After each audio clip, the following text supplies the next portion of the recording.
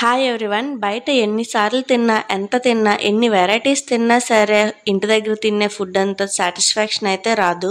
అంతేకాదు రెండిటికి కూడా టేస్ట్లో చాలా డిఫరెన్స్ అయితే ఉంటుంది. ఇప్పుడు బయట కొనుక్కొని తినే ఫుడ్ వల్ల ఇంకా లేనిపోని అనారోగ్యాలు అయితే కొని తెచ్చుకుంటున్నాం. ఇదంతా మాకు తెలుసక్క, మళ్ళీ నువ్వెందుకు చెప్తున్నావు అంటారా? చెప్పాల్సి వస్తుందండి బాబు. ఎందుకంటే సీజన్ మారుతుంది. నాలా చిన్నపిల్లలు ఉండే మదర్స్ జాగ్రత్త పడతారనే చెప్తున్నాను. పిల్లలు మంచిగా ఉండేటప్పుడు వాళ్ళు ఏడుస్తున్నారని చాక్లెట్స్, లేస్, ఐస్ క్రీమ్స్ అనేవి కొనిచ్చేస్తూ ఉంటాము వాళ్ళ గోల తట్టుకోలేక. కానీ అలా చేయకుండా ఇంట్లోనే వాళ్ళకి ఎలాంటి స్నాక్స్ కావాలి అనేసి మనం ప్రిపేర్ చేసుకుంటే చాలా మంచిది. ఇలా హోమ్ ఫుడ్ అలవాటు చేయడం వల్ల ఈ సీజన్స్లో వచ్చే చేంజెస్ వల్ల పిల్లల హెల్త్ ప్రాబ్లమ్స్ అయితే చాలా ఉంటాయి.